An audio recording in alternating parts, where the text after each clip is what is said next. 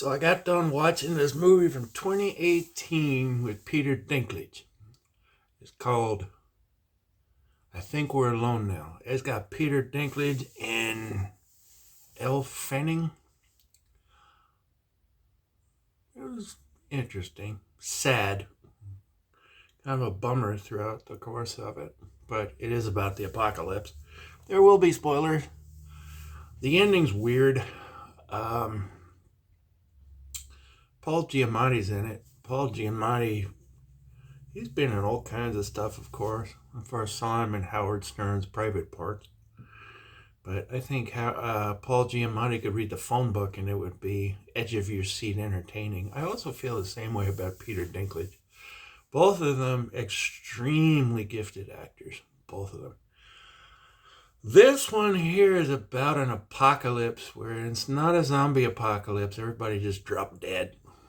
And Peter Dinklage is walking around in the beginning, going into people's houses who have died, finding the corpses, burying them, pirating the houses for stuff to use, Walking Dead-ish. Only Elle Fanning makes a comment later on in the movie about, well, they could get up. And he's like, they're not going to do that. And they don't. I guess he's just trying to operate from a sense of decency. But he's all by himself. He's got a routine, catching fish. He's held up in a school. Turns out later that you find out he was the librarian in the school.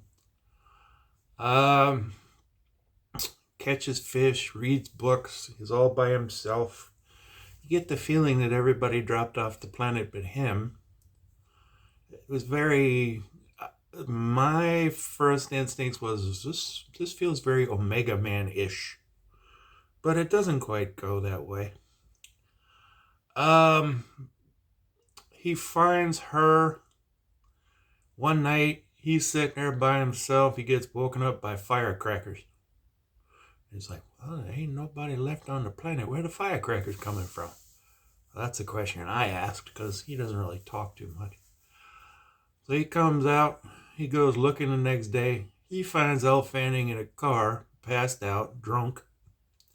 Says she'd have gone on some kind of a sojourn and hit a pole. It's like, a girl. But it's not one of those things where him and Elle Fanning hook up or something. It's like, well, she does make a comment about when he initially rejects her. She's like, do you want to let the whole planet go belly up? Something like that. But they never really, they form a bond, but they don't ever do anything really. They kind of leave it ambiguous. But he's a tough nut to crack because apparently he's really been by himself. And they really don't come out and say it, but he's bitter because she's talking at one point about how she's had this person she's lost and this person she's lost. And he's talking about, well, he was alone in a group of 1,600 people. I'm guessing because he's a dwarf that they didn't treat him well or something. He just kind of alludes to it. But he's really bitter that somebody's with him. And he's got like a wall in front of him, like a shell in front of him. So you never see him smile. He smiles once at the very end of the movie. But the whole thing is, when he meets her and she meets him, he's real closed off. And she's trepidatious. It's kind of like they're sort of coming together. At one point I looked at that and I said, it doesn't seem like these two got any chemistry. But I don't know if that's really the case because it's just a question of they're both kind of walled off and they're standoffish. And it's kind of her working on him like this. It's like asking him questions, trying to warm up to him, trying to get this going. And finally, he starts to, because she's like, they have a back and forth a little further on in the movie to where she's like, she gonna leave, and you're like, okay, whatever. But then he goes to, you know, he sits there at one point and he shows her that he's got a greenhouse and talks to her about planning and life and, you know, the little plants and stuff. So they kind of have a little coming together moment. But there's one point where, see, because they keep alternating between staying at the school then and staying at a house that she was crashing in. So they wake up in the bed at the house at one point. This is where I kind of thought maybe they might be getting together, because at one point she does kiss him, and he was real guarded off to where he was staying in the school and stuff. And then they kiss each other and he ends up in bed at the house. So I don't know if she's already dressed and downstairs when he wakes up. So at one point he'd have told her parents died. He told her how, you know, and stuff like that. He was telling a story about the people in her life. And that's when they had that talk about how he didn't have nobody. And like I told you, it was real kind of like on the dark end, and it's sort of a little depressing, all of it. But at this point, when he wakes up in the bed, he hears another man talking. And he comes downstairs, and it's old Paul Giamatti and a woman. And they introduce themselves as her parents. Well, he is pissed. He's feeling like after all the trying to get through and stuff, that she lied on him. Because Paul Giamatti says he's the head of their group. Because he's asking how many people are left. He said thousands. He's like, so he sits there back and forth, and they're talking about she was part of this 1,000 thing, and she ran away, and they want to get her back, but she's not really the daughter. They kind of paired her up with these people as surrogate parents. It's kind of like, I told you, it kind of get a little weird. So he gets pissed off. He leaves. He goes back to the school, and Paul Giamatti ends up at the school, trying to pump him up to come join their little colony. He leaves an address in there.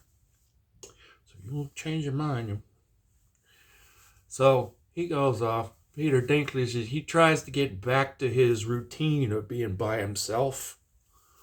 But she kind of made a mark on him. It's just like, he can't go back to living by himself. The really only funny thing is he's digging through that library trying to find, because Paul Giamatti wrote the address in a book, and then later Peter Dinklage can't remember which book it was. So he was so meticulous about putting his books together, and then he's like tearing it apart later looking for the book and everything. So long story short, he gets the address, goes to the colony. There's a series of transitions about how he gets there. And it's getting right to the end of the movie. He gets there, looks through the window of this house. There's all kinds of, the homes are all the electric. They have the electric and everything else, the modern amenities. And the lights on, there's everywhere you can see. And Paul Giamatti asked him at one point, didn't you think to look for other survivors? But it turns out that Paul Giamatti's kind of, because he's been doing experiments on all these people to try to get them to forget how life was before the apocalypse. So when he gets there, old Grace has just been operated on. And they have a to-do between them. She leaves with Peter Dinklage, and not everybody makes it. I mean, she kind of takes out a little revenge before she leaves. I'm not going to say exactly what happens. But she decides to forego this colony with all the thousands of people in it. He's just like, screw this. And they just get in a car and drive off. And it's the only time in the movie that he smiles. Because she asks him a question about what happened in the house. And she said, are you okay with such and such? And he just smiles. And then they drive off. I was rolling with the movie until we got, and like I said, Paul Giamatti can read the full book. He's awesome. But the ending made me kind of go, because they tell you there's thousands of people, and then you decide to come get the girl, leave, and go off on your own, which makes me wonder, what does the rest of the planet look like? They don't really tell you that. It's one of those indie movie kind of things where it just ends and you go, how does it end? We don't know.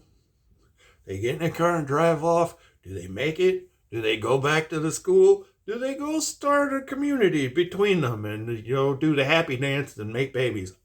Doesn't say. But it is worth your time. I'd give it 1 to 10. I'd give it about a 5 or 6.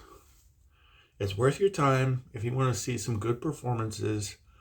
It does start out interesting. It is kind of depressing. It's dealing with an apocalypse. The ending, you can draw your own conclusions about it. Like I said, it leads to something ambiguous. From what I can see, it's an indie film. Peter Dinklage is one of the producers. So take that for what you will.